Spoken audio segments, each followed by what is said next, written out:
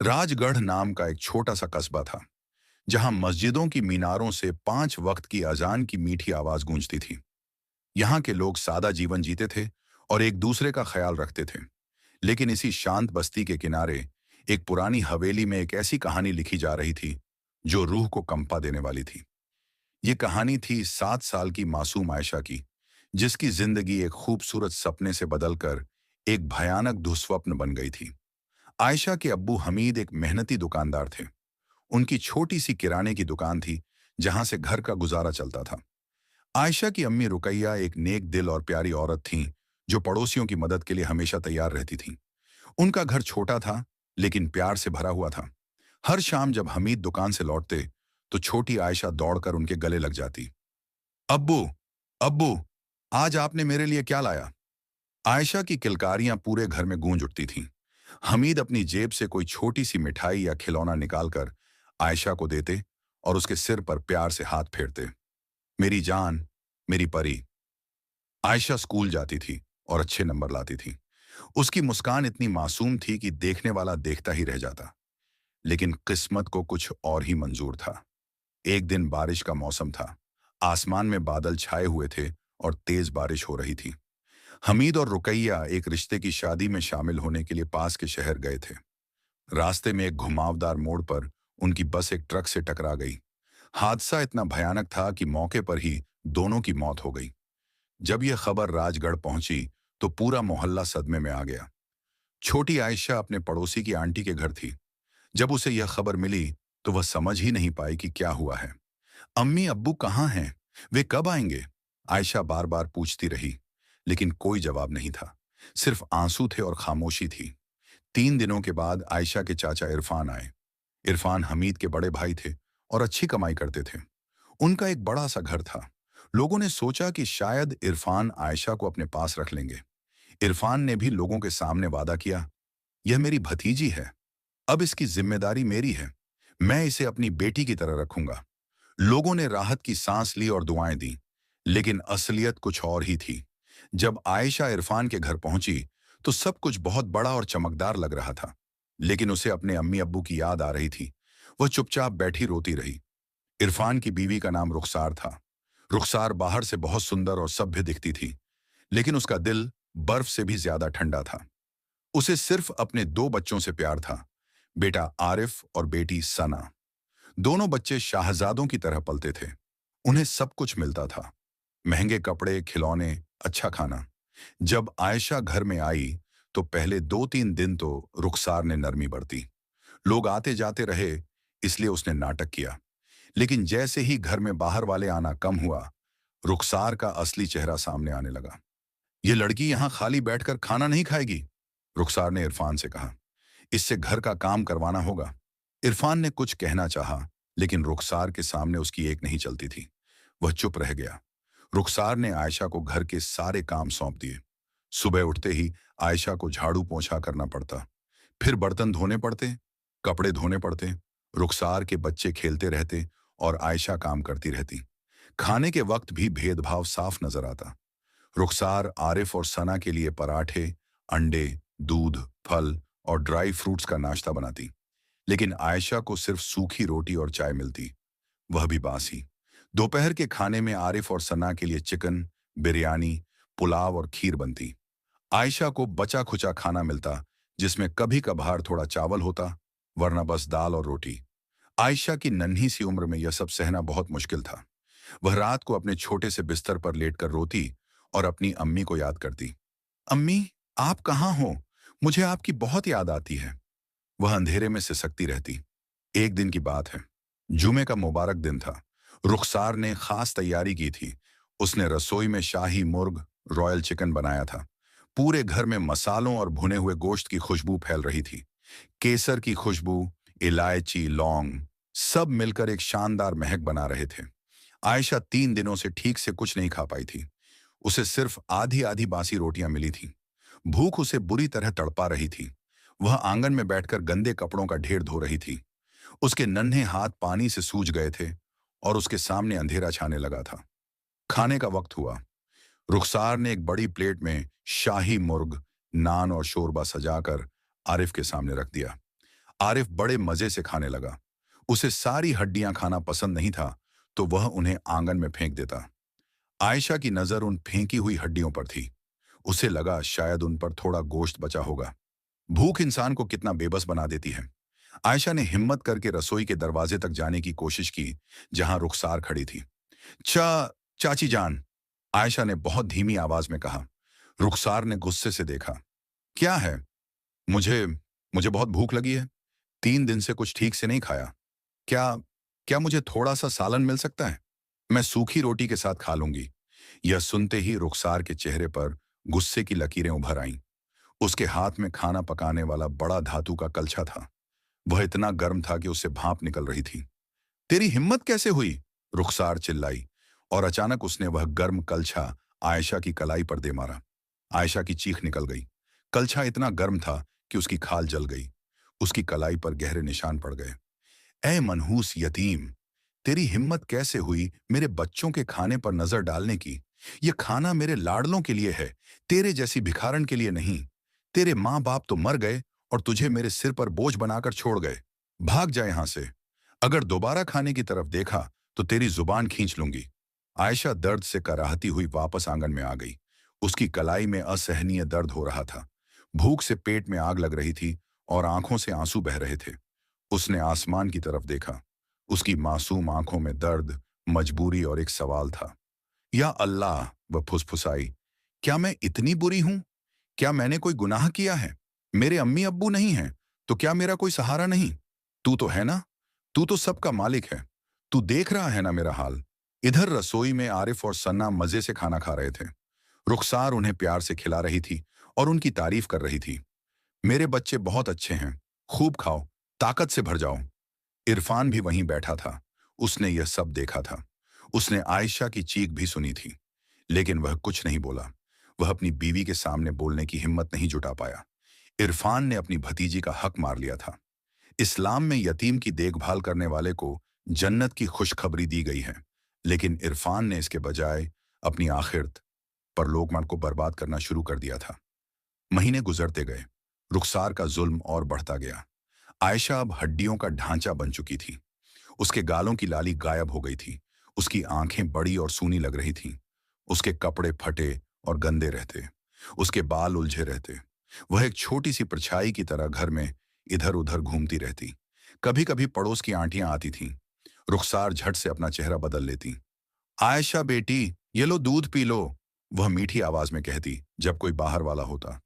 लेकिन जैसे ही वह शख्स चला जाता, रुखसार का असली चेहरा सामने आ जाता। दूध पी लिया ना? अब 3 दिन कुछ नहीं मिलेगा, समझी? ईद का मुबारक मौका आया। पूरे राजगढ़ में खुशी की लहर थी। हर घर से सेवियां और बिरयानी की खुशबू आ रही थी। बच्चे नए कपड़े पहनकर मस्जिद जा रहे थे। हर चेहरे पर मुस्कान थी। रुखसार ने आरिफ और सन्ना के लिए महंगे रेशमी कपड़े बनवाए थे। बाजार से नए जूते और एक्सेसरीज भी लाई थीं। लेकिन आयशा के लिए उसने घर के एक पुराने पर्दे को काटकर एक सादा सा कुर्ता सिल दिया था। वह देखने में किसी फकीर के कपड़े जैसा लगता था। ईद के दिन घर में मेहमानों की भीड़ थी। रुखसार ने आयशा को सख्त हिदायत दी। तू मेहमानों के सामने नहीं आएगी, समझी? घर के पीछे जहां जानवरों का बाड़ा है, वहां रहेगी। अगर किसी ने तुझे देख लिया तो बाद में देख लूंगी। मेहमानों के लिए दस्तरखान पर क्या कुछ नहीं था। मटन कोरमा, चिकन टिक्का, शाही बिरयानी, शीर खुरमा, फिरनी और न जाने क्या क्या। आयशा जानवरों के बाड़े में बैठी थी। वहां बकरियां बंधी थीं। वह दीवार की दरारों से झांककर मेहमानों को खाते हुए देख रही थी और उस खुशबू को महसूस कर रही थी। या अल्लाह, क्या मैं इंसान नहीं हूं? उसने मन ही मन सोचा। शाम हो गई। मेहमान चले गए। रुखसार बची हुई हड्डियों, जली हुई रोटियों और बचे खुचे खाने का एक ढेर लेकर पीछे आई। उसने वह खाना जमीन पर ऐसे फेंक दिया जैसे किसी जानवर को खाना फेंकते हैं। ले, ठूंस ले इसे, और खबरदार जो पानी मांगा, पानी खत्म हो गया है। कल सुबह नल में पानी आएगा तब पीना। आयशा ने उस खाने को देखा। उसमें चींटियां रेंग रही थीं। कुछ हिस्से सड़ चुके थे, लेकिन भूख ने उसे मजबूर कर दिया। उसने बिस्मिल्लाह पढ़ा और वह खाना खाने की कोशिश की। हलक सूखा हुआ था। निवाला नीचे नहीं उतर रहा था। उसे जोर की प्यास लगी। वह उठी और पास में रखे मटके की तरफ गई, जिसमें जानवरों के लिए पानी था। उसने सोचा शायद इसमें थोड़ा साफ पानी हो। जैसे ही उसने मटके में हाथ डाला, रुखसार वहां आ धमकी, हरामजादी, तुझे मना किया था ना पानी के लिए। रुखसार ने पास पड़ी एक लकड़ी उठाई और आयशा की पीठ पर जोर से मारा। लकड़ी में किसी जंग लगी कील थी जो आयशा की पीठ में घुस गई। खून रिसने लगा। आयशा दर्द से चीख पड़ी और जमीन पर गिर गई। रुखसार वापस अंदर चली गई। उस रात आयशा दर्द, भूख और प्यास से तड़पती रही। उसकी पीठ से खून बह रहा था। उसे बुखार आ गया था। वह अकेली अंधेरे में जानवरों के बीच पड़ी थी। आधी रात को उसने आसमान की तरफ देखा। चांद चमक रहा था। तारे टिमटिमा रहे थे। आयशा ने अपने नन्हे हाथ उठाए। या अल्लाह, ऐ मेरे रब, तू तो सब कुछ देख रहा है। मेरे अम्मी अब्बू नहीं हैं, लेकिन तू तो है। तू सबका रब है, मेरा भी रब है। या अल्लाह, अब मुझसे बर्दाश्त नहीं होता। या तो मुझे सब्र दे, या मुझे अपने पास बुला ले, या फिर अपना इंसाफ दिखा। तेरी लाठी बेआवाज है, लेकिन तू तो जालिमों को सजा देता है। या अल्लाह, अब तू ही मेरा फैसला कर। आयशा की यह दुआ आसमान तक पहुंची। फरिश्ते इस मासूम बच्ची की फरियाद सुनकर रो पड़े और उसी रात से अल्लाह का कहर उस घर पर नाजिल होना शुरू हो गया। अगली सुबह जब सूरज निकला तो राजगढ़ में एक अजीब सी बेचैनी थी। आसमान में काले बादल छाए हुए थे। हालांकि बारिश का मौसम नहीं था। हवा में एक अजीब सी खामोशी थी। रुखसार की नींद एक भयानक दर्द के साथ खुली। उसे लगा जैसे उसके गले में हजारों सुइयां चुभ रही हों। उसने अपने गले को छुआ। बाहर से सब ठीक था, लेकिन अंदर से ऐसा महसूस हो रहा था जैसे किसी ने उसके हलक में अंगारे भर दिए हों। उसने पानी पीने की कोशिश की। पानी का गिलास उठाकर होंठों तक लाया, लेकिन एक बूंद भी उसके हलक से नीचे नहीं उतरी। ऐसा लग रहा था जैसे उसका गला अंदर से बंद हो गया हो। पानी मुंह में आते ही वापस बाहर आ गया। क्या हो रहा है मुझे? रुखसार ने बोलने की कोशिश की, लेकिन उसके मुंह से सिर्फ एक अजीब सी घरघराहट निकली, जैसे किसी जानवर की आवाज हो। उसकी अपनी आवाज गायब हो गई थी। घबराहट में उसने इरफान को जगाया। इरफान भी परेशान हो गया। उसने तुरंत डॉक्टर को बुलवा। शहर का सबसे मशहूर डॉक्टर आया। उसने रुखसार की पूरी जांच की। उसके गले को देखा, चेक किया, लेकिन बाहर से सब कुछ बिल्कुल नॉर्मल था। मुझे कुछ समझ नहीं आ रहा, डॉक्टर ने कहा। बाहर से गला बिल्कुल ठीक है, कोई सूजन नहीं, कोई इन्फेक्शन नहीं, लेकिन मरीज को निगलने में परेशानी हो रही है। एक के बाद एक डॉक्टर आए। हकीम बुलाए गए। होम्योपैथी, आयुर्वेद, हर तरह के इलाज आजमाए गए। शहर से बड़े स्पेशलिस्ट बुलाए गए। सबने जांचें की, टेस्ट किए, लेकिन किसी को कोई बीमारी समझ नहीं आई। रुखसार का हाल बिगड़ता जा रहा था।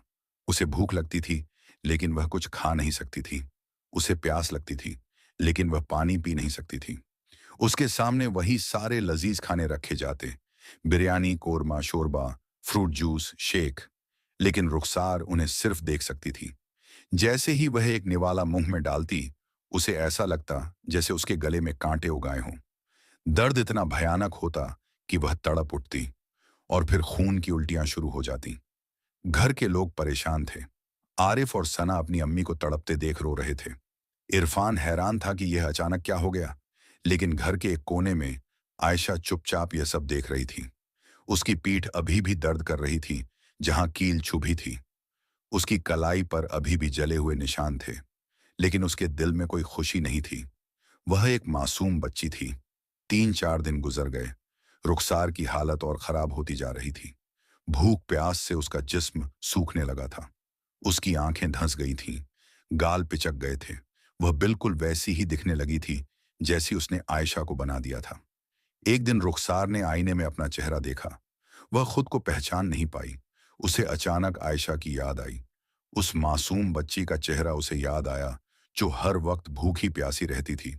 उस पल रुखसार को एहसास हुआ कि उसके साथ क्या हो रहा है। यह कोई बीमारी नहीं थी, यह अल्लाह की सजा थी। उसने आयशा की तरफ हाथ जोड़ने की कोशिश की, माफी मांगना चाहती थी, लेकिन उसकी जुबान से आवाज नहीं निकल रही थी।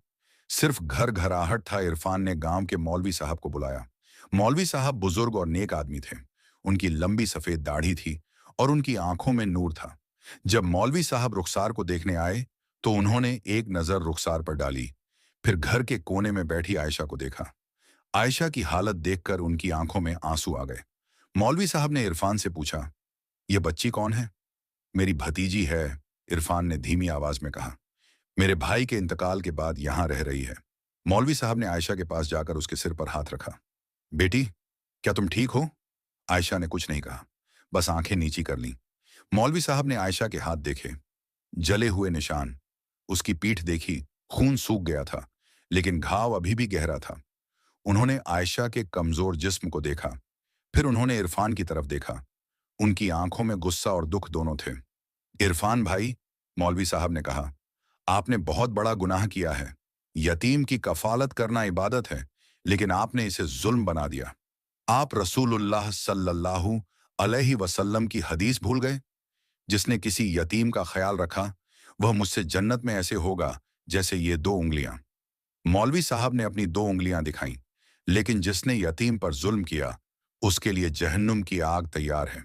रुखसार बीबी की यह हालत किसी बीमारी से नहीं, बल्कि अल्लाह की सजा से है। यतीम की दुआ सीधे अर्श तक पहुंचती है, और उनका दर्द अल्लाह को बहुत तकलीफ देता है। मौलवी साहब की बात सुनकर इरफान को जैसे बिजली का झटका लगा। उसे अपनी गलती का एहसास हुआ। उसने अपनी बीवी के डर से एक मासूम बच्ची पर होने वाले जुल्म को चुपचाप देखा था। रुखसार की हालत और खराब होती गई। पूरे 2 हफ्ते गुजर गए। उसे ना दिन को चैन था, ना रात को सुकून। भूख और प्यास उसे पागल किए जा रही थी। उसके सामने खाना रखा होता, लेकिन वह उसे छू भी नहीं सकती थी। रातों में वह कराहती रहती। उसके मुंह से सिर्फ जानवरों जैसी आवाजें निकलती। कभी कभी वह आयशा की तरफ देखती और आंखों से माफी मांगने की कोशिश करती, लेकिन बहुत देर हो चुकी थी। आयशा को देखकर रुखसार को अपने किए का एहसास होता। हर वह दिन याद आता जब उसने आयशा को भूखा सुलाया था।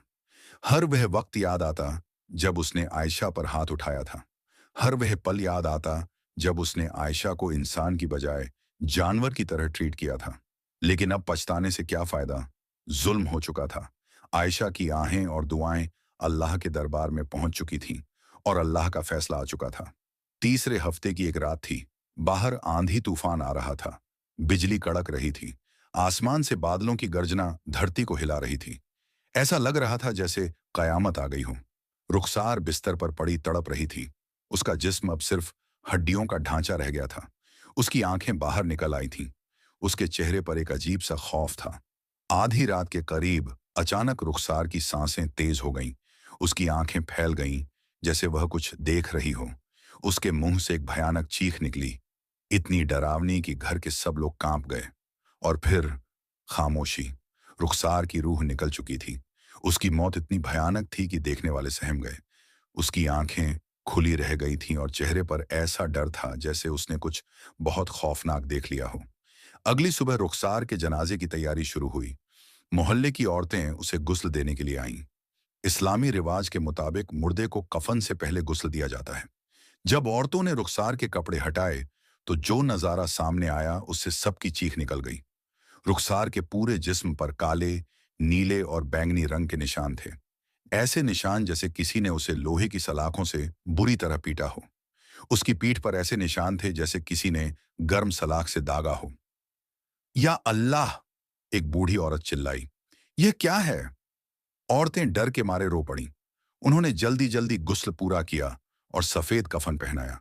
लेकिन सबके दिल में एक ही बात थी, ये औरत ने कौन सा ऐसा गुनाह किया था कि मरने के बाद भी उसके जिस्म पर ऐसे निशान हैं। जनाजे का वक्त आया। रुखसार के जिस्म को चारपाई पर लिटाकर कफन से ढक दिया गया। 4 तगड़े आदमियों ने चारपाई को कंधा देने की कोशिश की, लेकिन जनाजा हिला ही नहीं। और जोर लगाओ, किसी ने कहा। चारों ने पूरी ताकत लगाई, लेकिन चारपाई अपनी जगह से 1 इंच भी नहीं हिली। ऐसा लग रहा था जैसे उस पर हजारों किलो का वजन रखा हो। यह क्या हो रहा है? लोग हैरान थे। 2 और लोगों को बुलाया गया। अब 6 लोग मिलकर जोर लगाने लगे। उनके पसीने छूट गए, उनके चेहरे लाल हो गए, लेकिन जनाजा टस से मस नहीं हुआ। मौलवी साहब जो वहां मौजूद थे, उन्होंने गहरी सांस ली। उनका चेहरा पीला पड़ गया। या अल्लाह! मौलवी साहब ने कहा, इस औरत ने जरूर कोई बहुत बड़ा गुनाह किया है। जमीन इसे कबूल करने से इनकार कर रही है। मौलवी साहब ने कुरान की आयतें पढ़ी, तौबा और इस्तगफार किया। उन्होंने सबको मिलकर दुआ करने को कहा। तब जाकर बड़ी मुश्किल से 8-9 आदमियों ने मिलकर जनाजा उठाया, लेकिन वह इतना भारी था कि लोगों के कंधे दर्द से झुक गए। हर 10 कदम पर उन्हें जनाजा नीचे रखना पड़ता और आराम करना पड़ता। जब जनाजा कब्रिस्तान पहुंचा तो आसमान और काला हो गया। हालांकि दोपहर का वक्त था, लेकिन ऐसा लग रहा था जैसे रात हो गई हो। हवा इतनी तेज चल रही थी कि धूल के गुबार उड़ रहे थे। कब्र पहले से खुदी हुई थी। जब जनाजे को कब्र के पास रखा गया तो अचानक कब्र के अंदर से एक अजीब सी आवाज आने लगी, सर सर सर। यह आवाज ऐसी थी जैसे हजारों सांप एक साथ रेंग रहे हों, जैसे हजारों बिच्छू आपस में घिस रहे हों। क्या क्या यह आवाज है? एक शख्स ने कांपते हुए पूछा। जो दो आदमी कब्र में उतरकर लाश को रखने वाले थे, वे डर के मारे पीछे हट गए। मैं नहीं जा सकता अंदर, एक ने कहा। मौलवी साहब ने हिम्मत बंधाई। अल्लाह का नाम लेकर करो। अब जो इसका मामला है वह अल्लाह के हाथ में है। दो लोग डरते डरते कब्र में उतरे। उन्होंने बिस्मिल्लाह पढ़ा और रुखसार की लाश को मिट्टी पर रखा। जैसे ही लाश मिट्टी को छुई, जमीन के नीचे से एक जोरदार धमाके जैसी आवाज आई, धड़ाम। और फिर एक चीख, एक ऐसी चीख जो किसी भी इंसान ने कभी नहीं सुनी होगी। वह चीख इतनी दर्दनाक, इतनी खौफनाक थी कि वहां मौजूद सभी लोगों के रोंगटे खड़े हो गए। वह रुखसार की मुर्दा लाश से निकल रही थी। या अल्लाह रहम, लोग चिल्लाए। कई लोग तो डर के मारे वहां से भागने लगे। मौलवी साहब भी कांप रहे थे। उन्होंने जल्दी से कहा, मिट्टी डालो, जल्दी करो।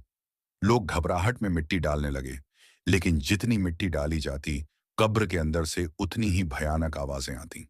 हड्डियों के टूटने की आवाज, चीखने की आवाज, कराहने की आवाज। ऐसा लग रहा था जैसे कब्र की दोनों दीवारें आपस में मिल रही हैं और रुखसार को दबा रही हैं। हदीस में आता है कि जो लोग गुनहगार होते हैं, उनके लिए कब्र इतनी तंग हो जाती है कि उनकी पसलियां एक दूसरे में घुस जाती हैं। यह कब्र का अजाब कहलाता है। वहां मौजूद लोगों ने अपनी आंखों से यह देखा। जब आखिरी मिट्टी डाली गई तो कब्र की मिट्टी ऊपर नीचे होने लगी, जैसे नीचे कोई हलचल हो रही हो। अचानक जमीन फटी और कब्र के ऊपर से बड़े बड़े काले सांप निकल आए। वे आम सांप नहीं थे। उनके शरीर इतने मोटे थे कि देखकर ही डर लगता था। उनकी आंखें अंगारों की तरह लाल थीं। उनकी जुबानें बाहर निकली हुई थीं। साथ में काले बिच्छू भी निकले, बड़े बड़े बिच्छू जिनके डंक देखकर ही कलेजा दहल जाता था। वे सारे सांप और बिच्छू कब्र के ऊपर बैठ गए, जैसे पहरा दे रहे हों, जैसे कह रहे हों, यहां कोई मत आना। ये मंजर देखकर किसी में हिम्मत नहीं रही कि वहां एक पल भी रुके। सब के सब वहां से भागे, बूढ़े जवान सब। इरफान, जो अब तक बुत बना खड़ा था, वह घर पहुंचकर सीधा आयशा के पास गया। वह उसके कदमों में गिर पड़ा और फूट फूट कर रोने लगा। आयशा बेटी, वह रोते हुए बोला, मुझे माफ कर दे। मैं बहुत बड़ा गुनहगार हूं। मैंने तेरे हुकूक अधिकार नहीं दिए। मैंने तुझ पर होने वाले जुल्म को देखकर भी आंखें बंद कर ली। मैं जानता था कि रुखसार तेरे साथ क्या कर रही है, लेकिन मैंने कुछ नहीं किया। इरफान की आवाज कांप रही थी। उसकी आंखों से आंसू बह रहे थे। आज मैंने देख लिया, वह बोला। आज मैंने अपनी आंखों से देख लिया कि अल्लाह की लाठी में आवाज नहीं होती, लेकिन जब वह चलती है तो सब कुछ तबाह कर देती है। आज मैंने जान लिया कि यतीम का हक मारना कितना बड़ा गुनाह है। आयशा, जो एक मासूम और नेक दिल बच्ची थी, उसने अपने चाचा को उठाया। उसने अपने छोटे छोटे हाथों से चाचा के आंसू पोंछे। चाचा जान, आयशा ने कहा, मैंने आपको माफ किया और मैं चाची के लिए भी अल्लाह से दुआ करूंगी कि वह उन्हें माफ कर दे। मेरी अम्मी कहती थीं कि माफ करना बहुत बड़ी इबादत है। इरफान और जोर से रो पड़ा। यह मासूम बच्ची जिस पर इतना जुल्म हुआ था, वह अपने जालिमों को माफ कर रही थी। उस दिन के बाद से इरफान की पूरी जिंदगी बदल गई। उसने अपनी सारी दौलत आयशा के नाम कर दी। उसने आयशा को अपनी सबसे प्यारी बेटी बना लिया। अब घर में सबसे पहले आयशा को खाना मिलता। सबसे अच्छे कपड़े आयशा को मिलते। इरफान ने आयशा को अच्छे स्कूल में दाखिला दिलवाया। उसकी पढ़ाई लिखाई का पूरा इंतजाम किया। आरिफ और सना, जो अपनी अम्मी का भयानक अंजाम देख चुके थे, वे भी पूरी तरह बदल गए। उनका घमंड और तकब्बुर खाक में मिल गया था। आयशा आपा, आरिफ ने एक दिन कहा, हमें माफ कर दीजिए। हम भी आपके साथ बुरा करते थे। हमने आपका खाना खाया और आपको भूखा देखा। हम गुनहगार हैं। सना भी रोती हुई आयशा के पास आई। आपा, मैं भी माफी मांगती हूँ। मैंने कभी आपके लिए आवाज नहीं उठाई जब अम्मी आप पर हाथ उठाती थीं। आयशा ने दोनों को गले लगा लिया। तुम दोनों मेरे भाई बहन हो। मैंने सबको माफ कर दिया है। लेकिन राजगढ़ के कब्रिस्तान में रुखसार की कब्र आज भी एक इबरत का निशान है। गांव के बुजुर्ग बताते हैं कि कई बार रातों को उस कब्र से रोने की आवाजें आती हैं। किसी को माफ करो की आवाज सुनाई देती है। कोई भी शख्स उस कब्र के पास जाने की हिम्मत नहीं करता। आज भी वहां सांप और बिच्छू दिखाई देते हैं। कब्रिस्तान की देखभाल करने वाला बूढ़ा मालिक कहता है, मैंने कई बार उस कब्र को साफ करने की कोशिश की, लेकिन जैसे ही मैं पास जाता हूं, एक अजीब सी ठंडी हवा चलने लगती है और फिर वहां से सांप निकल आते हैं। अब मैं उस कब्र को छूता भी नहीं। आयशा बड़ी होकर एक नेक और पढ़ी लिखी लड़की बनी। उसने अपनी पढ़ाई पूरी की और एक टीचर बन गई। वह अपने स्कूल में यतीम बच्चों का खास ख्याल रखती थी। उन्हें खाना खिलाती, कपड़े देती और सबसे बढ़कर उन्हें प्यार देती थी। इरफान ने अपनी आखिरी सांस तक आयशा की खिदमत की। उसने हर जुमे के दिन कब्रिस्तान जाकर रुखसार की कब्र के पास खड़े होकर उसके लिए माफी की दुआ मांगी। या अल्लाह, उसे माफ कर दे, उसने गलती की, लेकिन तू तो रहम वाला है। आरिफ और सना भी बड़े होकर नेक बंदे बने। उन्होंने अपनी जिंदगी में कभी किसी यतीम के साथ बुरा नहीं किया, बल्कि वे यतीम खाने में जाकर खिदमत करते थे। समापन, दिल को छू लेने वाला सबक दोस्तों, यह कहानी हमें कई अहम सबक देती है। एक, यतीम का मकाम। इस्लाम में यतीम का बहुत ऊंचा मकाम है। रसूलुल्लाह सल्लल्लाहु अलैहि वसल्लम ने फरमाया, मैं और यतीम की देखभाल करने वाला जन्नत में ऐसे साथ होंगे जैसे ये 2 उंगलियां। और आप सल्लल्लाहु अलैहि वसल्लम ने अपनी शहादत की उंगली और बीच वाली उंगली दिखाई। 2, जुल्म का अंजाम। जुल्म कभी छुपा नहीं रहता। आज नहीं तो कल, दुनिया में नहीं तो आखिरत में। अल्लाह का इंसाफ जरूर होगा। अल्लाह की लाठी में आवाज नहीं होती, लेकिन जब चलती है तो सब तबाह हो जाता है। 3, मजलूम की दुआ। कभी किसी मजलूम को तकलीफ मत दो। उनकी दुआ और आह सीधे अल्लाह तक पहुंचती है और उनकी बद्दुआ से बचना बहुत मुश्किल है। 4, माफी की ताकत। आयशा ने अपने जालिमों को माफ कर दिया। यह उसके नेक दिल की निशानी थी। इस्लाम हमें सिखाता है कि माफ करना बहुत बड़ी इबादत है। 5, तौबा की अहमियत। इरफान, आरिफ और सन्ना ने अपनी गलती मानी और सच्ची तौबा की। अल्लाह तौबा करने वालों से मोहब्बत करता है। आखिरी पैगाम, अगर आपके आसपास कोई यतीम है तो उसके सिर पर प्यार से हाथ फेरिए, उसे खाना खिलाइए, उसका ख्याल रखिए, उसे अपने बच्चों जैसा समझिए, क्योंकि यतीम की एक दुआ आपकी दुनिया और आखिरत दोनों संवार सकती है।